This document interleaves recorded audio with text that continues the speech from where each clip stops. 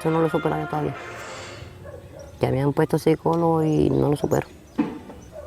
Y le entregué una hija violada a uno y la pelada cuando me la entregaron me la vaciaron ropa de ahí al lado de la casa cural, la acostaron y mi pobre pelada se desmayaba y me decía, mami, me mata, mami.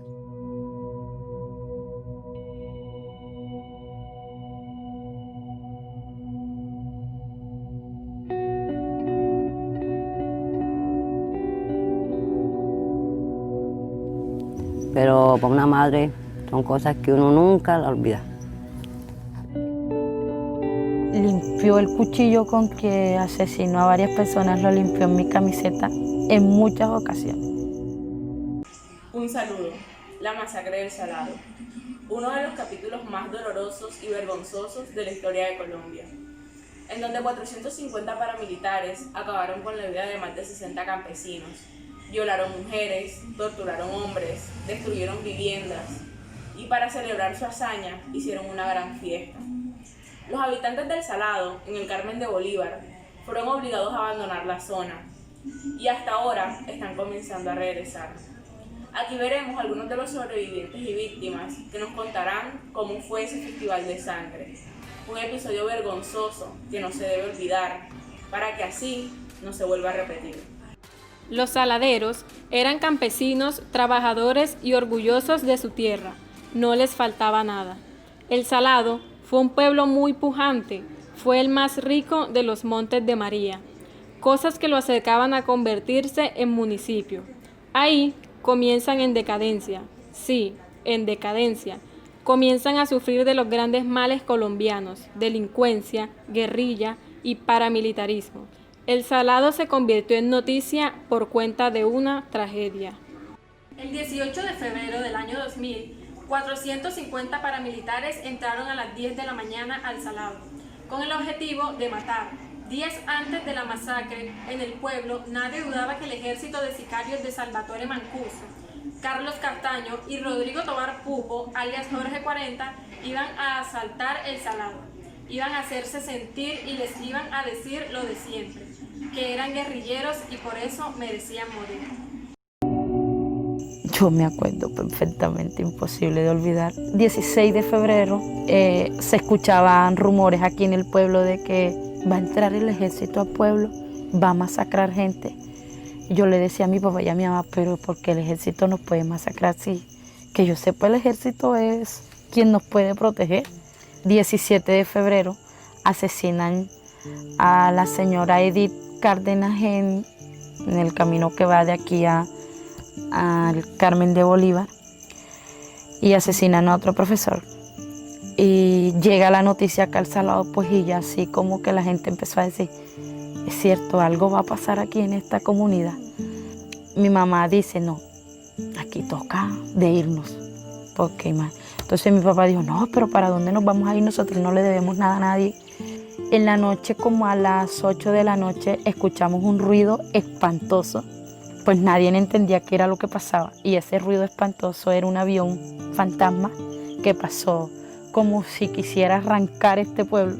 No, que viene un camión con cargado de cilindros y van a explotar a este pueblo. Imagínense esos rumores a las 10 de la noche. Es cuando mi familia dice, vamos a salir a las 10 de la noche. En ese momento entran unos 10 hombres. La mayoría que estábamos en esa casa éramos mujeres y niños. Y yo decido esconderme en una pared y él me vio y me dice, ¿sales o mato o te mato? Y mi mamá con su mirada me decía, sal.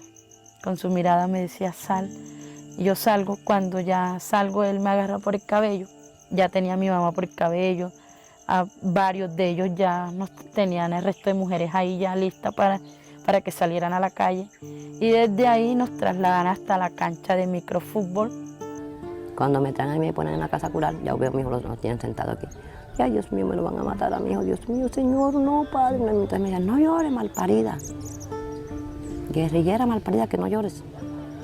Aquí hay que diga la verdad de esas bien, que no se muere. Es cuando a Mauri, el Tigre y 57, un trío siniestro, macabro, dicen que van a hacer un sorteo y que a quien le cayera tal número iba a morir. Por eso, a estos tres hombres se le conocieron como los Mesías, como los tipos que decidían a su antojo, a su maldito arbitrio, sobre la vida y sobre la muerte de los habitantes del Salado. Y enseguida fueron degollando. Primero degollaron a un muchacho, a él le mocharon las orejas vivo, después lo degollaron, le metieron una bolsa plástica en la cabeza y comenzaron a torturar. Y cuando la escena ya no podía ser peor, luego de que cada muerto cayera cubierto de sangre, los Mesías pedían música de gaitas y pandoras para celebrar, para congraciarse con su infamia, y como en un ritual sádico y macabro, tomaban trago frente a todos los que miraban con impotencia. Como estos tipos, salidos de los montes con armas, con cuchillos al cinto y con cajas de balas, brindaban al son de sus gritos. Comenzaron, cogían y degollaban, y enseguida apuñaleaban, y cogieron una madre comunitaria, la buscaron, la jalaba el uno, se la entregaba el otro como amarrar una vaca. Y enseguida fueron cogiendo y fueron torturando y haciendo maldad todo lo que ellos querían, y enseguida todo muerto que mataban, enseguida tocaban el acordeón, tocaban los tambores. Llega otro paramilitar y me dice a mí, tú te mueres, hoy te mueres. Mi mamá se me tira encima y le dice, máteme a mí, a ella no la mate. Y yo decía, pero ¿por qué me va a asesinar si yo no tengo nada que ver en esto? Luego me saca y me dice, yo necesito que me acompañes a que nos cocines. Y yo le decía, o sea, yo no sé cocinar. Mi mamá decía, llévenme a mí, ella no sabe, llévenme a mí. Luego llega uno de ellos y me saca de la mano utilizando la fuerza, me trae hasta por aquí, hasta este sitio, me trae por todo esto. Mi mamá decidió venir detrás de nosotros, pero él no dejó que mi mamá siguiera con nosotros y hizo que mi mamá se devolviera. Desde ese momento empezó a preguntarme que si yo sabía lo que me iba a pasar, y yo le decía que si me iba a matar, que no me torturara, que me matara, pero que no me torturara. Siguió utilizando la fuerza, siguió pegándome hasta llegar aquí a esta casa. Me llevaron allá adentro, pues habían como unos 40 hombres y él me seguía preguntando que si yo sabía lo que me iba a pasar, y yo le decía pues que lo único, que si me iba a matar, que me matara y que no me torturara, que yo no quería que sufrir tanto. Y fue allá adentro donde yo viví una de las peores cosas que se le puede hacer a un ser humano, a una mujer. Fue aquí en esta casa donde me violaron.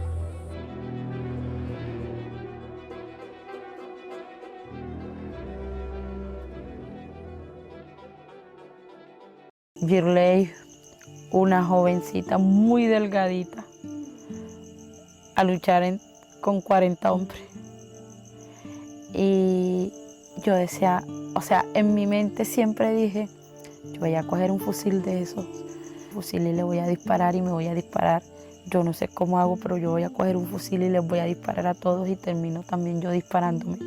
Pero no, o sea, solamente fue como mi pensamiento, porque al final pues él junto con 4 hombres más, que 2 de ellos tenían la cara tapada, me llevaron a una habitación de esa casa y bueno, ahí hicieron conmigo todo lo que a ellos se les dio la gana. Los sobrevivientes miraban impasibles, ahogaban su llanto tratando de no oír las gaitas, los gritos de dolor de quienes iban muriendo, de quienes suplicaban vivir en esos 2 días en los que los paramilitares inauguraron el terror en el Salado. Ellos no me mataron, yo me voy a quitar la vida. Acabaron en ese momento con mi dignidad, acabaron con mi niñez, con mi juventud, porque yo era una niña, tenía 14 años. Quienes fueron los que dieron la orden, como ellos lo decían, es una orden acabar con este pueblo, ¿no? Ni un policía, ni un soldado, nadie se dio cuenta de que en el Salado estaban más de 400 paramilitares. Y es que además prohibieron el dolor, prohibieron llorar, prohibieron enterrar a sus muertos. tal vez con la esperanza de que del sol ardiente y los animales desaparecieran sus huellas. Gladys, cuéntanos, ¿cuántos cadáveres alcanzaste a observar en esa plaza? En esa cancha había muchos cadáveres. Toda la cancha estaba topada de cadáveres. El olor era desagradable lo que se vivía. Los cadáveres estaban degradados. Era algo que, no tiene palabras, como lo decía al principio. No se alcanzan a imaginar la desesperanza, el dolor, la angustia, la desolación que se veía en ese momento. Cuando yo llegué, a mi mamá no la reconocía. A mi mamá la reconocí por la ropa que traía puesta. Estaba toda hinchada, la cara estaba ya degradada. Lo inaceptable es que Carlos Castaño, en una entrevista por televisión, dijo que la masacre del Salado había sido dolorosa, pero necesaria.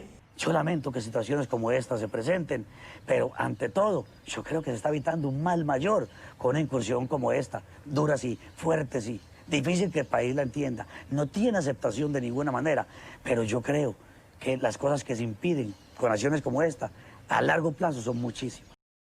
Ese año 2000 jamás se les olvidará, no se les borrará de la mente ningún detalle.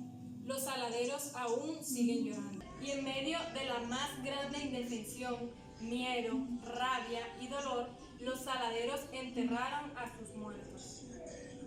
Hay muchos documentales que dicen que 40 muertos, que 50 muertos, que 60 muertos. Y en realidad nosotros no sabemos cuántos muertos fueron, porque no se mencionan los desaparecidos. En el Salado existe un monumento hacia las víctimas. Cada uno de los saladeros tiene en este monumento a un familiar, a un amigo, a un vecino que recordar. Pero no solo fueron los muertos los que quedaron en el recuerdo. Antes de salir del Salado, los paramilitares le advirtieron a los saladeros, a los sobrevivientes, que debían irse del pueblo. Y desde entonces, el pueblo también quedó en el recuerdo. Juan Vicente Gamboa, ex paramilitar, quien está en la cárcel Doña Juana de la Dorada Caldas, quien participó en la masacre, dicen que según las instrucciones, las personas eran dirigidas a diferentes lugares del pueblo y con lista en mano de quienes iban a matar. Que aparecían en la lista, entonces comenzaban de una vez a tiro, a garrote, a machete. Estos hombres que llegaron se tomaron el pueblo. Ellos venían con una lista en mano donde tenían escrito el nombre de todas las personas que iban a morir.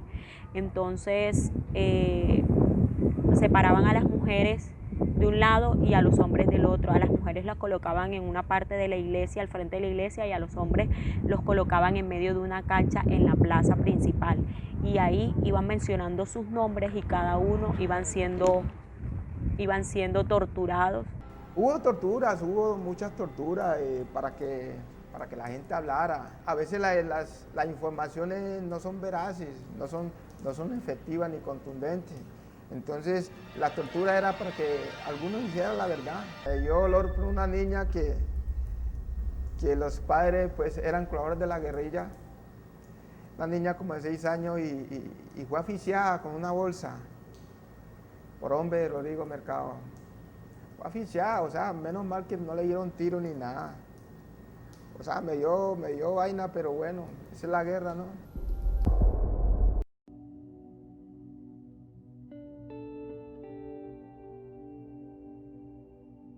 A pesar de haber vivido tantas cosas horribles en mi vida, entendí que solo me mataron el 18 de febrero del 2000 porque sigo viva, sigo luchando, sigo acompañando en este momento 160 mujeres de las diferentes veredas del Salado y del Carmen de Bolívar, y que no me quedé en la condición de víctima, sigo viva y sigo luchando, y lo que no me arrebataron y creo que no me van a arrebatar es mi sonrisa y las ganas de seguir viva y de seguir apoyando y de seguir exigiendo nuestros derechos.